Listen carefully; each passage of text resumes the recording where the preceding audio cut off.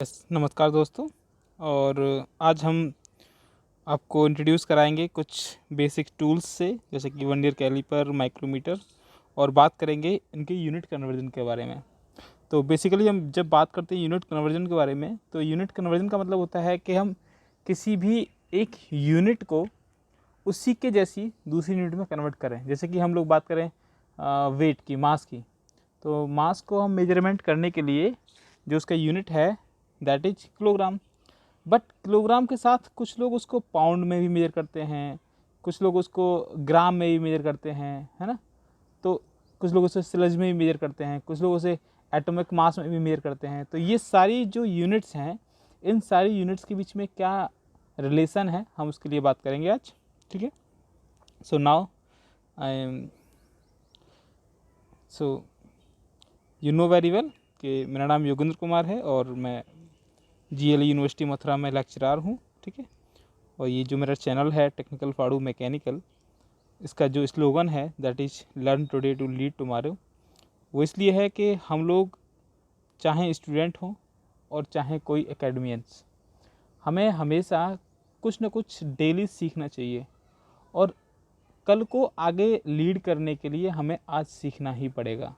सो ये एक स्लोगन है, मैंने भी एक इंटरनेट से ही देखा था। ऐसी बात नहीं है कि मैंने खुद का बनाया हुआ, मेरा नहीं बनाया हुआ, किसी और का बनाया हुआ है, बट बहुत अच्छा लगा मुझे, इसलिए मैंने इसको भी अपना स्लोगन बनाया। ठीक है। सो नाउ हम डिस्कस करते हैं measurement of length, time and mass के बारे में। So first of all we will discuss about length measurement. तो लेंथ मेजरमेंट में देखिए, मैं आपको बताऊँ जनरली क्या होता है कि हम सबसे पहले बात करें यूनिट कन्वर्जन एंड मेजरमेंट के लिए। तो इसमें सबसे पहले जो हम बात करेंगे यूनिट्स की और डायमेंशंस की, तो होता क्या है कि हमारी जो यूनिट्स होती हैं जनरली दो टाइप से डिवाइड की जाती हैं। जनरली हम लोग दो टाइप की देखते हैं, या तो हम देखते हैं MKS उसमें सिस्टम में, या SI सिस्टम में। ये तो आपका MK और SI सिमिलर ही है, बट जो सेकंड सिस्टम है दैट इज FPS, जिसमें हम लोग FPS का मतलब है लेंथ को हम फुट से मेजर करेंगे, P का मतलब पाउंड का मतलब हम मास को पाउंड से मेजर करेंगे, और S का मतलब सेकंड मतलब टाइम को हम सेकंड से मेजर करेंगे। तो यहाँ मैंने आपको दिया हुआ है कि यूनिट्स को हम लोग डिवाइड किए हुए हैं दो टाइप से, एक SI unit, second one is that English system. तो SI यूनिट को हम बता रहे हैं यहाँ पर kg, m, metre and second. तो kg क्या है? kg है unit of mass, unit of mass, that is kg। ठीक है। और दूसरा आपका है मीटर। तो मीटर क्या है? Unit of length. तो जो लेंथ है आपका,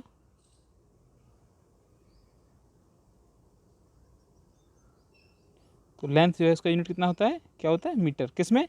SI सिस्टम में। और वैसे ही टाइम जो आपका होता है, टाइम, उसका यूनिट होता है सेकंड। ठीक है। तो हम ये जो है अपना SI सिस्टम की बात कर रहे हैं। ऐसे ही हमारा होता है FPS सिस्टम, FPS सिस्टम। तो FPS में हम जो बात करेंगे,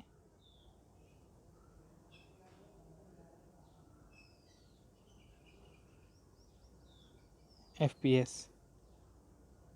ये आपका FPS है, इसमें हम लोग बात करेंगे। तो सबसे पहला होता है फुट का मतलब होता है कि जब हम लेंथ को मेजर करेंगे तो फुट में मेजर होगी। दूसरा होता है मास, तो मास को मेजर करेंगे तो पाउंड में मेजर होगा। ठीक है। और तीसरा है हमारा सेकंड, तो टाइम को मेजर करने के लिए हम सेकंड का यूज करेंगे। ठीक है। यहाँ मैं एक आपको बेसिक आइडिया दे दूँ कि जो फुट है आपका, फुट को इंडिकेट करते हैं हम IB से। ठीक है। तो यहाँ ये इसका वैल्यू होता है 1 IB इक्वल टू 0.4535 kg के इक्वल। ठीक है, जो आपको दिया हुआ है यहाँ पर। और ऐसे ही आपका जो फुट का एक वैल्यू होता है वो होता है 0.3048 मीटर के इक्वल। ठीक है। तो यहाँ से हमसे मीटर से फुट में भी कन्वर्ट कर सकते हैं, ऐसा कुछ नहीं है, वो इजीली आपका वहाँ से कन्वर्ट हो सकता है। ठीक है। तो अब हम आगे चलते हैं कुछ स्टैंडर्ड्स डेफिनेशंस की तरफ कि हमारा लेंथ, मास और टाइम को स्टैंडर्ड डिफाइन कैसे किया हुआ है। ठीक है, तो आपको बता दूँ यहाँ पर जैसे कि आपको लिखा हुआ है लेंथ, तो लेंथ एक डिस्टेंस है जिसको एक वैक्यूम में, है ना, वैक्यूम में जो लाइट हमारा रिफाइंड होता है, उस लाइट, जो लाइट हमारा है वो कितने टाइम, कितने सेकंड में अपना एक डिस्टेंस ट्रैवल करता है। तो वो टाइम है हमारा है 1/299,79258 सेकंड में, 1/299,792,458 सेकंड में जितना डिस्टेंस ट्रैवल करता है हमारा लाइट वैक्यूम में, वो जो डिस्टेंस होती है that distance is called 1 metre length. Okay, और वैसे भी इसका एक आपको बता दूं मैं, स्टैंडर्ड साइज़ जो है 1 मीटर का, वो प्लैटिनम रेडियम की एक आपकी रॉड है जो कि आपका पेरिस में रखी हुई है, वहाँ से भी हम उसका डिस्टेंस लेते हैं, तो वो हमारा स्टैंडर्ड है।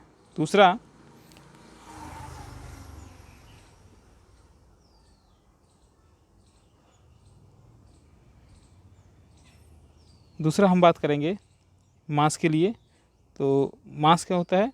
मास एक किलोग्राम है, स्पेसिफिक वेट है, जो कि प्लैटिनम रेडियम की एक अलॉय सिलेंडर है जिसको इंटरनेशनल ब्यूरो ऑफ वेट्स के लिए रखा हुआ है रिजर्व में, वो भी फ्रांस में रखा हुआ है, तो वहाँ से वेट का डेफिनेशन लिया हुआ है और मास का डेफिनेशन लिया, सॉरी। और third one is that time.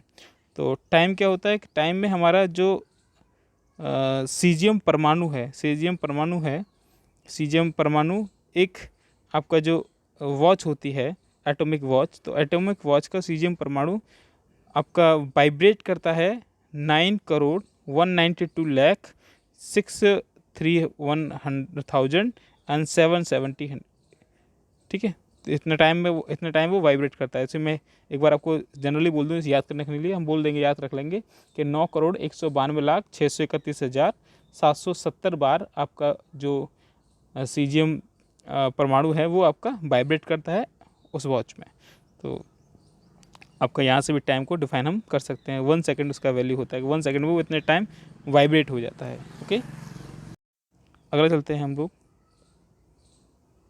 यहाँ आता है आपका conversion of units.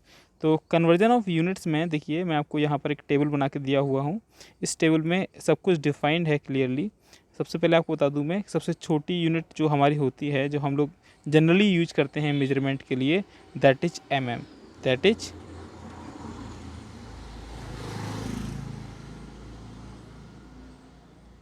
Is mm, millimetre. ठीक है, तो ये मिलीमीटर, यदि हम 10 मिलीमीटर की बात करें तो 10 मिलीमीटर हमारा इक्वल होता है 1 सेंटीमीटर के। ठीक है, और यदि हम बात करें 10 सेंटीमीटर की, तो वो हमारा इक्वल होता है 1 डेसीमीटर के, डेसीमीटर। और यदि हम 10 डेसीमीटर की बात करेंगे तो वो हमारा इक्वल होता है 1 मीटर के।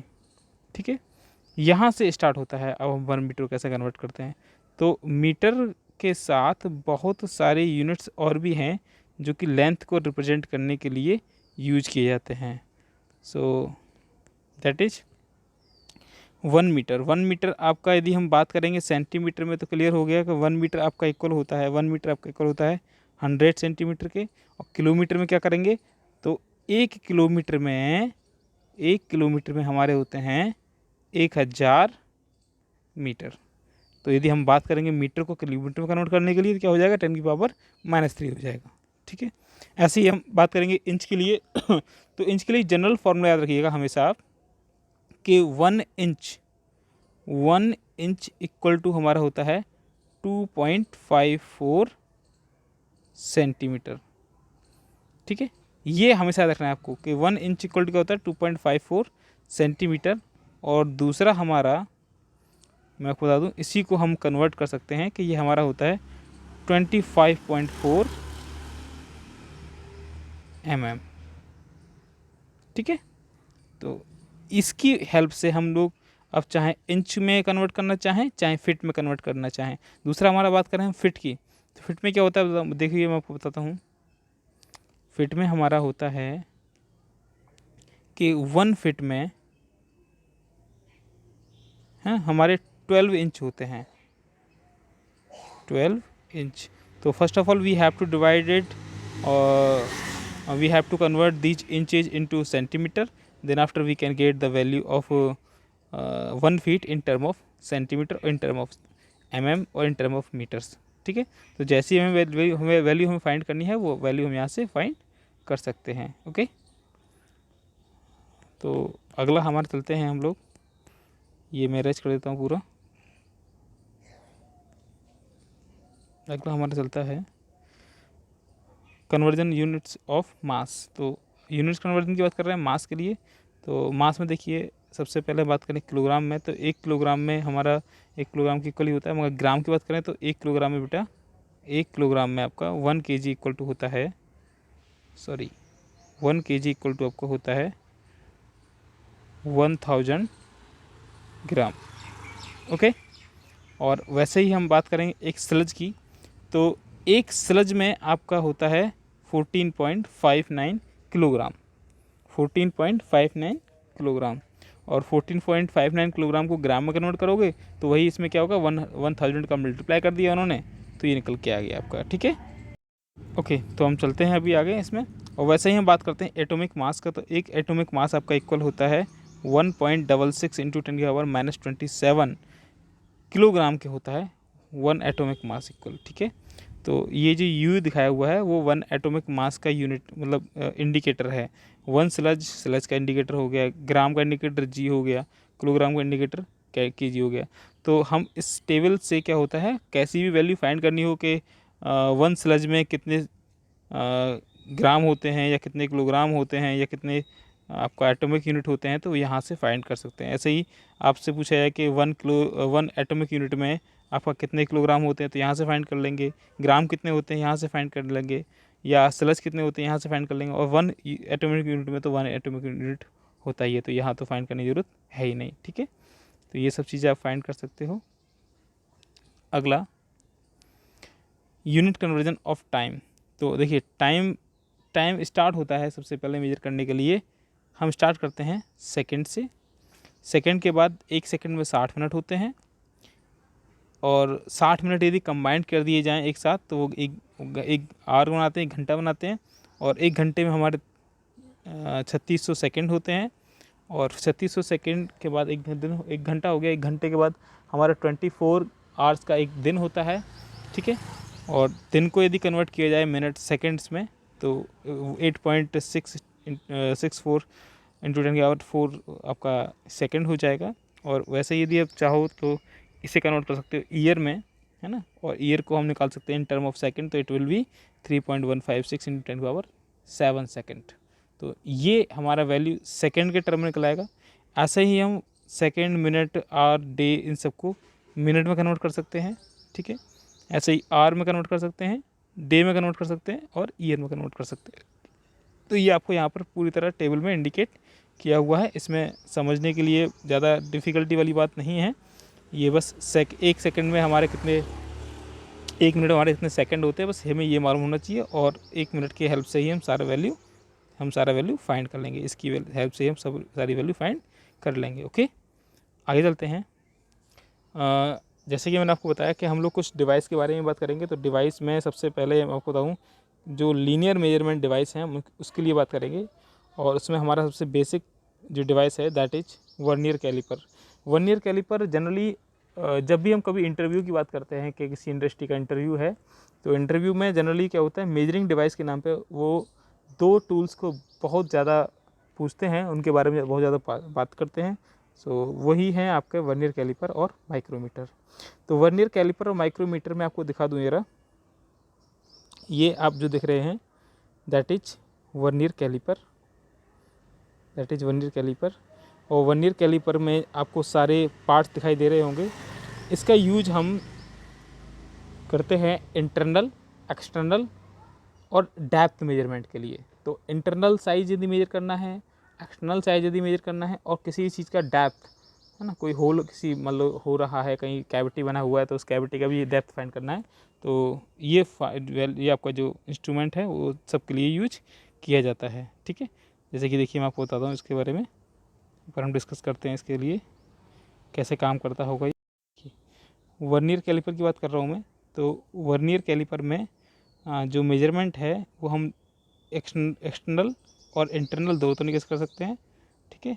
लॉकिंग स्क्रू का यूज़ करते हैं हम उसे जब हम मेजरमेंट कर रहे हैं तो टाइटली इसे फिट करने के लिए। उसके बाद इसमें क्या होगा, उसके बाद इसमें मूवमेंट ना हो रीडिंग लेते टाइम, ठीक है। ये आपका मेन स्केल होता है, ये आपका वर्नियर स्केल होता है, और यहाँ आपका ये आप जो देख रहे हैं डेप्थ मेजरिंग ब्लेड होता है। तो इसे हम डेप्थ मेजरमेंट करने के लिए यूज़ करते हैं। तो ये इसके जनरली पार्ट्स हैं, और ये जो मैंने आपको बताया वो सिंपल टाइप है। दूसरा आपका हो सकता है कि हम इसका यूज डिजिटल टाइप करें, जैसे कि अब दिखाई दिया होगा डिजिटल टाइप।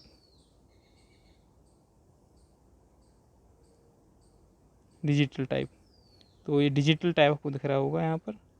डिजिटल टाइप में बस थोड़ा सा डिफरेंस होता है, बस यहाँ हम जो डिवाइस लगाते हैं वो डिजिटल डिवाइस लगा देते हैं जो कि आपका मेजरमेंट को इंडिकेट कर देती है, ठीक है। एलसीडी डिस्प्ले हम यहाँ यूज़ कर लेते हैं, बाकी सब चीज़ें वही होती हैं, ठीक है। इसमें एलसीडी डिस्प्ले हम लोग जीरो सेटिंग के लिए या फिर पावर ऑन ऑफ के लिए, ठीक है, ये दो अलग से इसमें आपको की दिया होता है जिससे हम उसे ऑपरेट करते हैं, ठीक है। ये सिंपल मेथड है, ये सिंपल है, ये आपका पहले वाले से सिंपल है। जो सिंपल वाला है उससे भी और सिंपल है, क्योंकि इसमें हमें बस सिर्फ पार्ट को लगाना होता है, जस्ट आपको रीडिंग तुरंत मिल जाती है। जबकि उस वाले में क्या है, हमें कैलकुलेशन करना होता है। यहाँ कैलकुलेशन की ज़रूरत आपको नहीं पड़ती। और मैं आपको बता दूँ जो सबसे बेस्ट आपके वर्नियर कैलिपर हैं वो किस ब्रांड के हैं या किस कंपनी के हैं, तो वो आपका सबसे जो बेस्ट ब्रांड है दैट इज मिटिटियो। मैंने यहाँ पर आपको दिखाया हुआ है, मिटिटियो का है ये कैलिपर।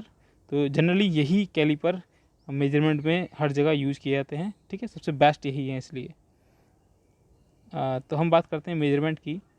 तो वर्नियर कैलिपर का मेजरमेंट करने के लिए जो एक सिंपल फार्मूला है तो वो समझ लीजिए, एक बार फार्मूला लिख लीजिए कि हम यदि कोई भी मेजरमेंट कर रहे हैं तो मेजरमेंट करने के लिए हमें दो चीज़ें चाहिए होती हैं। एक होता है हमारा मेन स्केल रीडिंग, दूसरा होता है हमारा वर्नियर स्केल पे जो हमारा पार्ट मैच कर रहा है वो कौन सा पार्ट मैच कर रहा है। तो दो चीज़ हैं, ठीक है। तो टोटल रीडिंग की बात करेंगे, टोटल रीडिंग की बात करेंगे, फॉर्मूला लिख देता हूँ मेरा आपको। टोटल रीडिंग क्या होगा, टोटल रीडिंग, टोटल वैल्यू आपको क्या होगा, main scale value MSB plus least count कि हमारे उसका लिस्ट काउंट कितना है एपरेटस का, into matching part, into matching part. तो ये फॉर्मूले से हम इसका वैल्यू जो होता है वो फाइंड कर लेते हैं। अब स्टूडेंट के मन में आता है कि सर लिस्ट काउंट क्या होता है। तो लिस्ट काउंट क्या होता है, लिस्ट काउंट वो वैल्यू होती है जो कि किसी भी इंस्ट्रूमेंट से मिनिमम मेजरमेंट करने के लिए यूज़ की जाती है। उससे कम मेजरमेंट हम नहीं कर सकते। लिस्ट काउंट क्या है, जो मिनिमम मेजरमेंट करने के लिए उस इंस्ट्रूमेंट की वैल्यू है, that is called list count, ठीक है। और हर एक वर्नियर कैलिपर की लिस्ट काउंट सेम नहीं होती। कभी भी आप आंसर जब दें कि आपसे पूछा जाए कि what is the least count of vernier calliper, तो सही आंसर ये होगा कि हम उसका फार्मूला उसे बताएं, ना कि ये बताएं कि 0.02 बोल दिया वो लोगों ने। तो 0.02 हर एक आपके जो कैलिपर है उसकी वैल्यू नहीं होती है, लिस्ट काउंट की अलग अलग होती है। और वो डिपेंड करती है कि हमने यहाँ जो आपका ये वर्नियर स्केल लिया हुआ है इसको कितने डिवीज़न में डिवाइड किया है, ठीक है। यदि हमने इसे 10 डिवीज़न में डिवाइड किया है, और यहाँ भी एक रोल है, क्या रोल है कि ये ऊपर वाले जो मेन पार्ट हैं उन मेन पार्ट में आपका ये जो वर्नियर स्केल है उन मेन पार्ट को कितना डिफरेंस क्रिएट कर रहा है, ठीक है, कितना डिफरेंस क्रिएट कर रहा है। तो देखिए मैं एक एग्जांपल लेता हूँ, बहुत सिंपल एग्जांपल। जैसे कि मान लीजिए कि आपके ऊपर मेन स्केल में 50 पार्ट्स हैं, सॉरी मेन स्केल में 49 पार्ट्स हैं, और आपके वर्नियर स्केल में 50 पार्ट्स हैं, ठीक है। जो जनरली आप स्कूल में देखते हो, कॉलेज में देखते हो, वो यही होता है।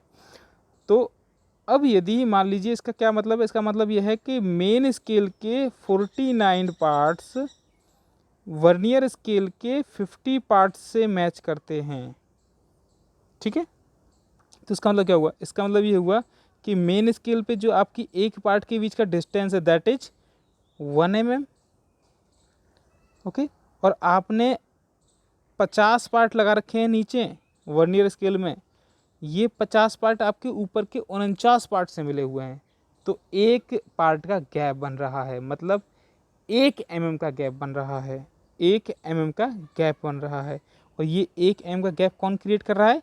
ये 50 पार्ट। कितने कर रहे हैं? 50 पार्ट। तो इसका एक पार्ट कितना गैप करेगा क्रिएट? निकाल देंगे भैया, 1/50 कर लेंगे, क्या होगा? 0.02 mm, 0.02 mm। तो इसका मतलब क्या हुआ? ऐसा वर्नियर कैलिपर जिसमें 50 पार्ट वर्नियर कैलिपर में हो और 49 पार्ट से मैच कर रहा हो मेन स्केल से, तो उसका लिस्ट काउंट 0.02 mm होगा, ठीक है। सिमिलरली हमें यहाँ जो अभी डायग्राम में दिया हुआ है, डायग्राम देखते हैं, जो डायग्राम में जो दिया हुआ है, यहाँ 10 पार्ट हैं। कितने पार्ट हैं वर्नियर स्केल में? 10 पार्ट हैं। तो यहाँ का लिस्ट काउंट क्या दिया हुआ है? 0.1 mm। इसका मतलब ये 10 पार्ट हैं, इसके 9 पार्ट से मैच कर रहे होंगे, इसलिए इसने यहाँ पर 0.01 mm दे दिया है, 0.1 mm दे दिया है, ठीक है। समझ में आ रहा है? तो इसकी लिस्ट काउंट कितनी है? 0.1 mm। और जनरली आपके वर्नियर कैलिपर पर लिस्ट काउंट लिखी होती है, यदि हम मेजर कर रहे हैं तो उसकी वैल्यू तो डायग्राम के अकॉर्डिंग समझिए ज़रा। जो यहाँ डायग्राम आपको दिया हुआ है, उस डायग्राम के अकॉर्डिंग यदि हम समझते हैं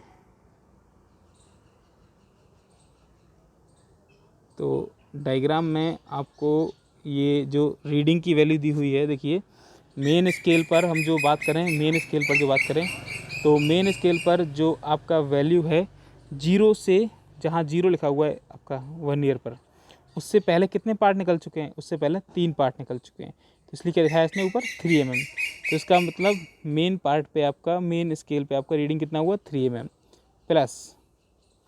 अब आता है लिस्ट काउंट। लिस्ट काउंट यहाँ कितना दिया हुआ? 0.1 इंटू 0.1 इंटू, और कौन सा पार्ट मैच कर रहा है?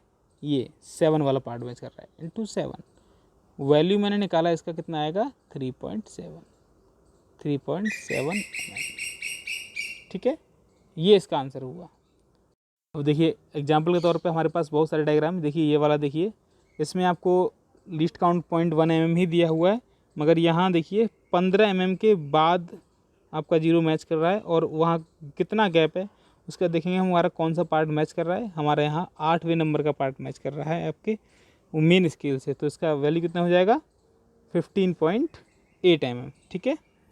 ऐसे ही एक डायग्राम आपको दिया हुआ है, इस डायग्राम को ज़रा देखिए तरीके से, और यहाँ का वैल्यू फाइंड कीजिएगा आप, ये वैल्यू सही है या नहीं, ठीक है, फाइंड कर लीजिएगा, और इसका वैल्यू निकल के आपको वही आ जाएगा जो आपको यहाँ दिया हुआ है। ऐसे ही आगे देखते हैं हम।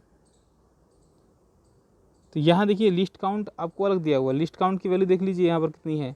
लिस्ट काउंट की वैल्यू है आपकी 0.029 mm, 0.029 mm नहीं, 0.02 mm है, 0.02 mm है आपकी लिस्ट काउंट की वैल्यू। तो 0.02 mm के अकॉर्डिंग ही यहाँ पर वैल्यू निकालिएगा आप, देख लीजिए, और आगे देख लीजिए, और भी हैं,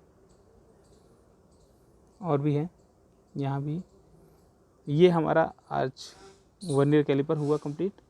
उसके बाद आपका और भी है इसमें, तो हम उसे बाद में करेंगे। ये कर ली, हाँ, बात करते हैं माइक्रोमीटर की। तो माइक्रोमीटर में आप देखिए parts, anvil, spindle, frame, sleeve, lock, thimble, ratchet, ये सारी चीज़ें होती हैं। माइक्रोमीटर का यूज भी हम लीनियर मेजरमेंट के लिए ही करते हैं। जनरली इसमें जो मेजरिंग पार्ट हैं वो ये वाले हैं।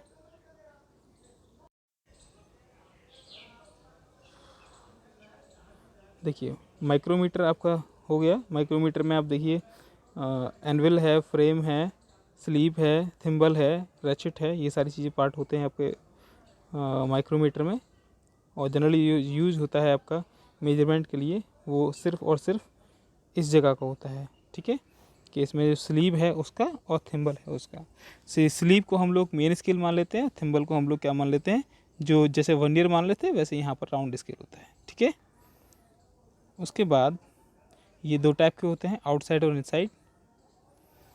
ये आपको एक एग्जांपल दिया हुआ है, इस एग्जांपल से समझिए रहा। ये आपका क्या है, ये आपका है राउंड स्केल, ये आपका राउंड स्केल है, और ये आपका हॉरिजॉन्टल स्केल है, ठीक है, जिसे स्लीप बोल रहे थे आप। तो स्लीप और ये थिम्बल, स्लीप का जो मेजरमेंट है वो हम ये वाली लाइन से लेते हैं, और थिम्बल का जो मेजरमेंट है वो इस राउंड स्केल से लेते हैं। ओके, तो यहाँ राउंड स्केल से मेजरमेंट लेने के लिए क्या करना है आपको, हमें देखना है कि ये जो पार्ट हैं, यहाँ पर हर एक पार्ट जो स्लीपर पार्ट किए हुए हैं वो हर एक पार्ट 0.5 mm पर है, मतलब हाफ mm पर है, ठीक है। और तो यहाँ पर हमें जब मेजरमेंट करना होगा, वैसे तो आपको दिया हुआ है कि ये 5 mm हो गया, फिर यहाँ से ये 5.5, फिर आपका ये हो गया 6 और ये 6.5, 6.5 के बाद 7 mm आपको इंडिकेट नहीं किया गया है, ठीक है। यहाँ ये 0 लिखा हुआ है, इसका मतलब 0 वाला पार्ट मैच कर रहा है, तो यहाँ वैल्यू कितना हो गया, 6.5 हो गया, ठीक है। यदि ये और आगे जाता तो हम उसे वैसे मेजर करते हैं। लास्ट में ये 7 पे ये 0 पे आ रहा था, उसका मतलब ये +5 और आ गया 0.5, टोटल कितना हो गया 7 mm। तो यहाँ का रीडिंग कितना होगा, 7 mm रीडिंग होगा, ठीक है। नेक्स्ट वाला देखिए, जैसे कि यहाँ पर दिया हुआ है 7.5 mm रीडिंग, तो यहाँ पर 7.5 कैसे दिया हुआ है कि इसका भी आपका जो पार्ट है वो 0 पर मैच कर रहा है, इसलिए 7.5 हो गया 7 के बाद वाला। एक और आते हैं, यहाँ देखिए 2 एग्जांपल दिए हुए हैं, एक में आपको वैल्यू आ रहा है 8 mm, जिसमें हम 8 के बाद 0 मैच कर रहा है और कोई पार्ट आपको मैच नहीं कर रहा है थिम्बल वाला, और यहाँ दूसरे वाले में आपका 12 वाला पार्ट मैच कर रहा है थिम्बल का। तो जब 12 वाला पार्ट मैच कर रहा है तो हम यहाँ पर इसको वैल्यू निकालेंगे, और ये वैल्यू हमारा कितना आएगा 8.120, ठीक है। तो मैं आपको बता दूँ इसका जो लिस्ट काउंट है